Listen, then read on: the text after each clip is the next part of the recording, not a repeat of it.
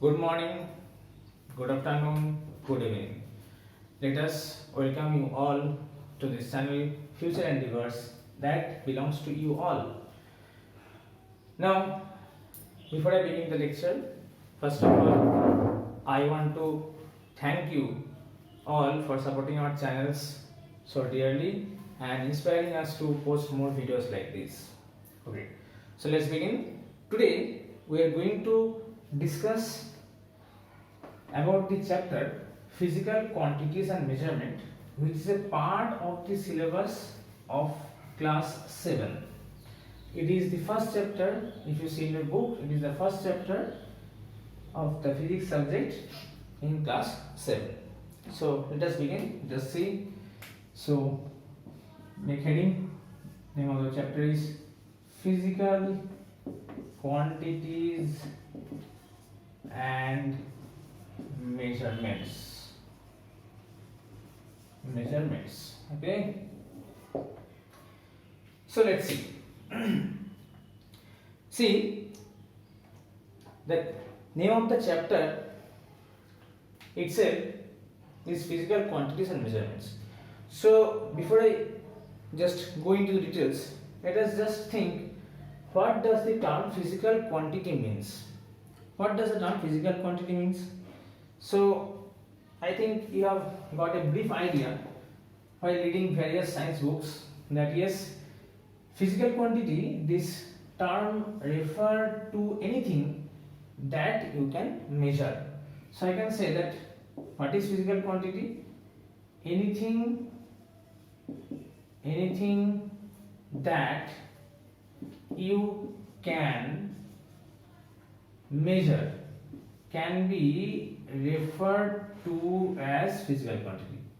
Okay, so I think it is very clear to you that anything that you can measure, say the mass of anything. Say you have been asked by your mother to buy some sugar from the shop. You go to the shop and ask the shopkeeper to give you say 1 kg of sugar. So what you are doing, you are measuring that amount of sugar, or the shopkeeper is measuring that amount of sugar in a, you have seen the bean balance and giving it to you. Or say you are keeping a track of the time of some event. Say you are watching something, or you are reading, so you are keeping a track of the time. You have marked a fixed time in the watch, and you have fixed in your mind that you will read for 2 hours. So you have started from 7 a.m. in the morning, and you see, if you calculate the 2 hours, you will read up to the 9 a.m. in the morning. So these things that you are measuring, that you are keeping track of, these are physical quantities. So anything that you can measure can be referred to as a physical quantity. So time, mass, length, temperature of your body, all these things are some examples of physical quantities. Now, in our syllabus, if you see in your book, the first thing that has been mentioned of is volume. So volume is obviously also one kind of physical quantity. See, you can measure when you are saying that you want to buy a 1 liter bottle cold drinks. Okay, 1 liter of say a Maaza. So when you are saying that 1 liter, that actually refers to the volume of the cold drinks that you want to buy.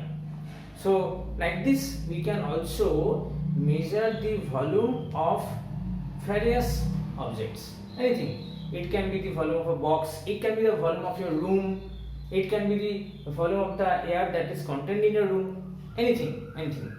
So all these things can be referred to as volume. So when I think that what is volume, if I just question you, what is volume? So what is volume? Can you imagine what is volume? Say, I can say that volume, so what is volume? Volume is the What is volume? It is the amount of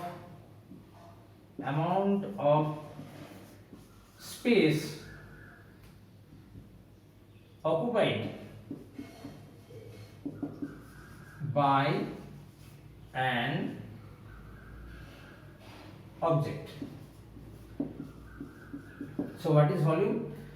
It is the amount of space occupied by an object. You see, the book that you are reading, when you keep it on the table, occupies certain space. When you think of your own self, when you sit on the, say, sofa, you occupy some space. So everything, every object that occupies certain space has a certain volume. Say, if I say that when you want to inflate a balloon with air, what you do? You just you just exhale the air from your mouth into the balloon gets inflated. That amount of air that you have exhaled out into the balloon also occupies some space, and that is why the balloon gets inflated. So in this way, I can say that every object has a definite amount of volume. Okay.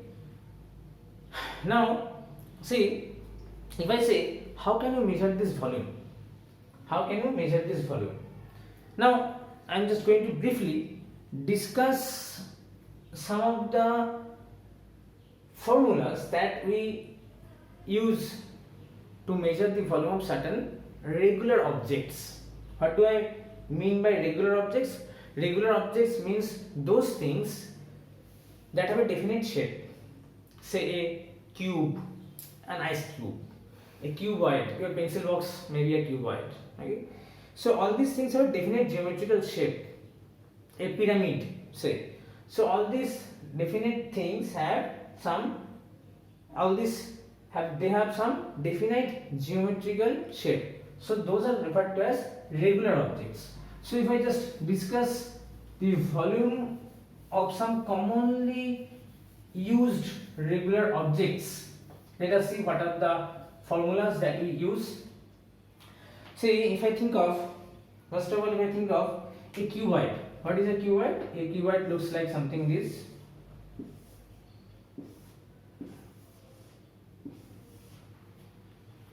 Okay.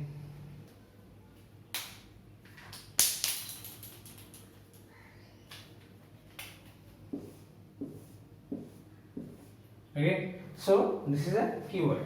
If I think of cuboid, it has a definite length, breadth and height. So if I just say that this is your length, okay, this side is your breadth and this one is your height. Okay, so if I think of what will be the volume of this particular cuboid, then what will be the volume? Let us say, so number one, volume of cuboid. Volume of cuboid. Okay, so it will be length into breadth into height. Okay, so this is the volume of a cuboid. Okay, now if I think of a cube, what is a cube? It can be referred to as a specialized form of a cuboid where all this length, breadth and height are same. I will try to be as much accurate as it is possible, as I am drawing with bare hands, so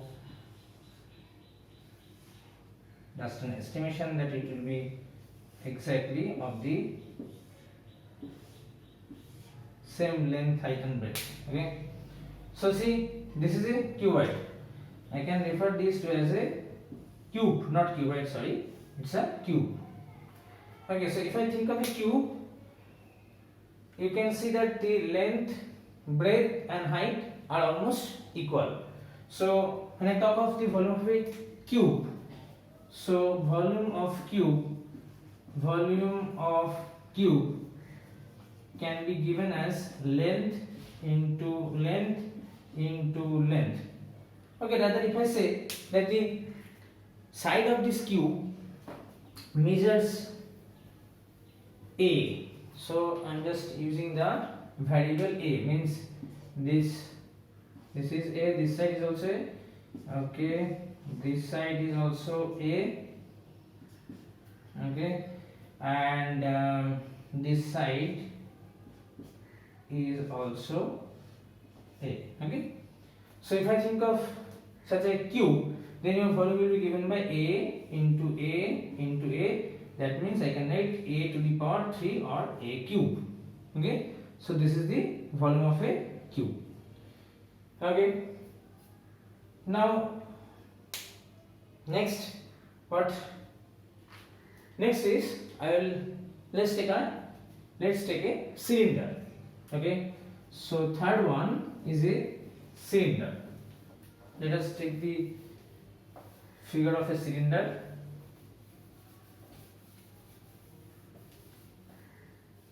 I think you have noted it. If you have not noted it, please pause the video and note it down. Okay, so cylinder, it looks something like this. Okay, it looks something like this. It has two surface, round circular surface, one on the top and one on the bottom. Okay, now see, this cylinder has a certain height. Okay, this cylinder has certain height. Just think of this, that from the center, if I've just given the dotted line, means it's an imaginary line. If I can think that this is a cylinder, so it has got some definite height. Okay, so this is your height. So it's height of the cylinder, and it has also got a radius. So your radius is this. This is your radius. Okay, so radius is r. Okay, so I have got a cylinder which have a height h. Okay, which have a height h and which has a radius r. Okay, so what will be the volume of this cylinder? I think some of you have done it in your maths. Okay, so third one, volume of cylinder. Okay, so it will be, say, pi. This pi is a constant value. I'll discuss it someday, the value of pi. You have also read about this in your maths. I think it is pi r square into h. Why I have just bracketed this pi r square? See, because pi r square is actually the surface area of this bottom or top circular surfaces. Okay, so these are two plates, I can say, circular plates. So area into height gives you the volume of the cylinder. Okay, next comes the, if I think, what is the fourth one? So fourth one is your cone. I think you have sometimes attended the birthday party of your friend, or you yourself arranged for your birthday. In that birthday party, you have owned some caps on your heads. Those look like something. If I draw, see, it will be easier for you to recognize. It looks like something like this. Okay, so this is a cone. All right, this is a cone. Okay, so this cone has also, say, a definite height. Okay, and also if I think of the base, it is a circular plate again, once again, as like that is of a cylinder. So this cone has a particular height h, okay, and this cone has also a particular radius r. Fine. Now if you think of this, okay, so what will be the volume of the cone? Volume of the cone comes out to be volume of cone, okay, volume of cone comes out to be, just put a one third into pi r square into h. So you see this, if I just take out this one third, pi r square is the volume of the cylinder. Just multiply one third with this volume of cylinder, you will get the volume of cone. And you can imagine it a bit. See, if I just cut the cylinder into three equal parts, means from a cylinder we can get three equal cones. If you just imagine, say if I just okay, I'm just drawing a rough figure to show you. Okay, I think you have noted it down, so please, if you have not noted it, pause the video, note it down. Okay, so if something comes up like this, why I am saying this, it will be easier for you to remember the volume of a cone if you just see it. See, if I think of a cylinder, say this is a particular cylinder, okay, I'm just making it a bit large so that it is easier for you to understand. And from this cylinder, if you think of, if I just from this central portion take out this cone, then see, this is a cone, okay, this part is another cone and this part is another cone, okay. So if I just think of, these are two cones and this is the third cone, okay, although I have not drawn it exact symmetrically, but I think you can at least have an idea that if I just cut out regularly, in a regular fashion, if I cut out a cylinder, from a cylinder I can get three symmetrical cones. So that is why we can have the volume of cylinder as 1/3 pi r square h. Okay, fine. Now moving on to the last but not least, there are many others, but as we are dealing or covering out a particular syllabus, so we'll be just covering those regular objects which are actually needed to be covered in a syllabus. So fourth one is the fifth one, okay, so fifth one comes out to be a sphere. Fifth one comes out to be a sphere, okay, so this is a sphere. Now how do you think of sphere? Just some of you might be saying that it is a circle. No, this is not a circle, but rather it is a sphere, okay. So we just think of like this, so it's a sphere, okay. Okay, fine. So if I just think of this, that I can say yes, this is the, when you think of a circle, it's on a plane, and when I think of it in a space, means you are taking three dimensions, it becomes a sphere. So if I see, a sphere has obviously a definite center, a very well pointed out center, obviously this is imaginary, and these have a particular radius. So its radius is, say again, r. Then fifth one, volume of a sphere is equal to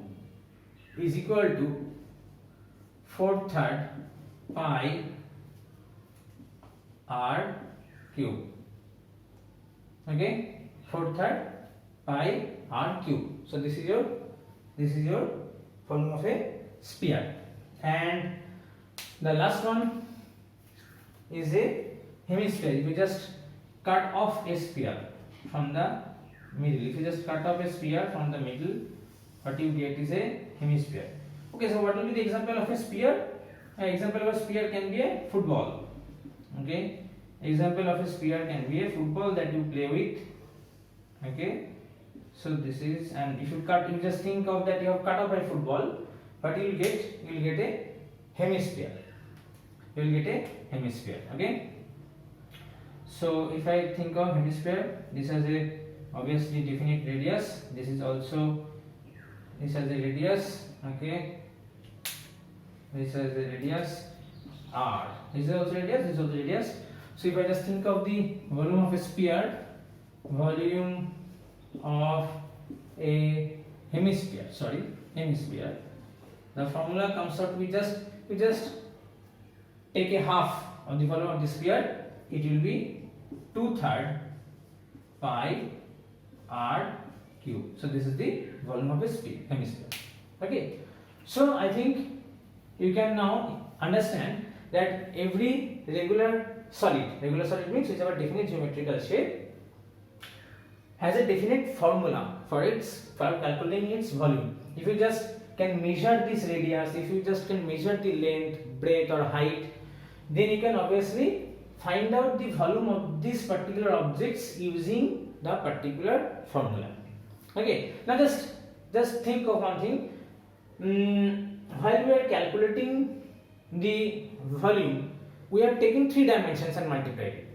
In all the cases you see, either there is an r cube, or there is an a cube, or there is length into breadth into height. So obviously when you are calculating volume, you just multiply at least the 3 dimensions of that particular object. So remember this, that when you are calculating the volume of an object, we obviously take the 3 dimensions. We need to have measure the 3 dimensions. Okay, so likewise you can calculate the volume of various objects. Now if I just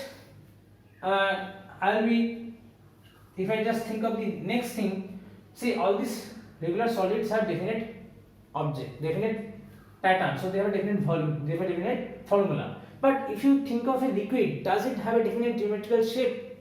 No, I don't think so. So how you can measure the volume of a liquid? How you can measure the volume of a liquid? So you need to say there is definitely some techniques, or definitely there is some process. So we will be discussing those process about in the next class. We will be not discussing it today. We will end it here. So I think you will be watching our next video to learn how you can measure the volume of liquids. Okay, we will discuss in details there.